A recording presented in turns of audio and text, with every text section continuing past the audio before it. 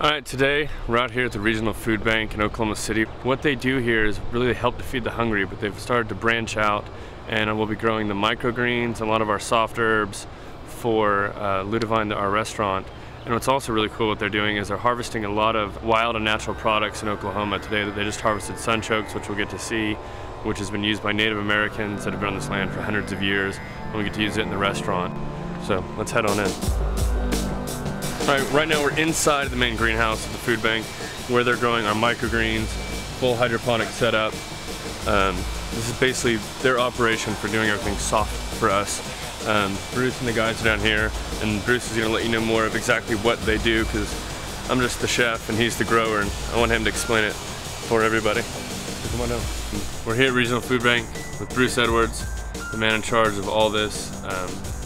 Everything that he does, we're going to help support as much as we can. With the restaurant, Bruce is going to be providing us with microgreens. And this is how we get them. This is them starting. They'll grow, and we'll get them in a somewhat similar container, if not the same. Oh, they're sprouted. Just 1 day. Yeah. Already has germination on these. They're one day germination. So in about 10 days, these will be ready for the chef. Nice. I love about that. What's so great with microgreens, it is a quick turnaround. And how fast it takes to grow them. It's not a product we have to wait for. And can have year-round? Yes, year-round. Can have year-round.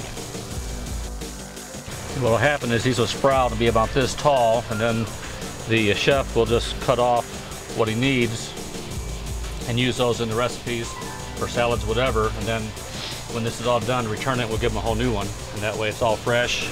Okay, well, our aquaponic system is designed to give us 2 crops. We have tilapia, which is a protein, which swim in this tank here. We can raise up to 800 fish. In about 9 months, they'll be 1.5 pounds each. And then we can harvest those and become a protein. But in the meantime, their water is flowing through a filter, and then down 2 grow beds down there, which we grow plants in. So we're using the same water, the same energy to grow 2 crops, a protein and your plant materials down there. This is a hoop house, which is a season extension facility. It's actually the first hoop house in Oklahoma City that we built 5 years ago. The sides roll up and down on it, so we can heat it and cool it passively without fossil fuels to do it.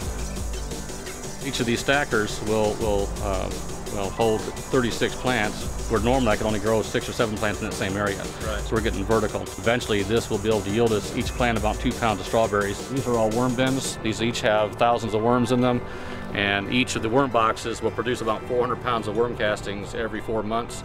And so I don't buy fertilizer. And I've found that our worm casting tea that we make with it is superior than anything I've bought as far as petroleum-based fertilizers. This is Harry. Harry's our rabbit, and he poops on our worms, and these boxes here, the worms are bigger, fatter, and more active. Just so it's cool. It's the rabbit, you know, basically the rabbit's waste goes to feed the worms. The food bank gets a certain amount of waste in each and every day. It comes in bad, or it's or it's already expired, or what the case may be. Behind you we have pallets of produce that's been brought in from companies. But instead of throwing it away and taking it to the dump, we're composting it. All the cardboard's recycled, the plastic's recycled, so we're going for 0 waste. No, what I think is so cool, this is one of those products that I love. This is a native Oklahoma product. What he's digging up are sunchokes. And they're delicious, they're healthy, they grow all over our state. You hardly see them, you hardly see people eating them at home or in restaurant, which blows my mind. And they're everywhere. It just amazes me. But here they are, all over the place. They're a relative to the sunflower, right? Yeah. 2 sunchoke plants in this massive bucket.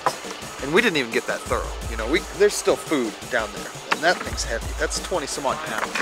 That's really surprising to me. I assume to you all too. Our primary mission is to help feed the hungry. And we've done that for years through community gardens. We currently have 28 gardens out that we work with. We've helped establish and sustain, and those people grow food for their churches, their neighborhood, whatever, people that need extra food. And then of course we also grow food here, and we take it to our pantries, and the pantries distribute it to the hungry. And of course now we're also trying to grow some to sell to make money for our program, so we can keep going and keep doing what we do.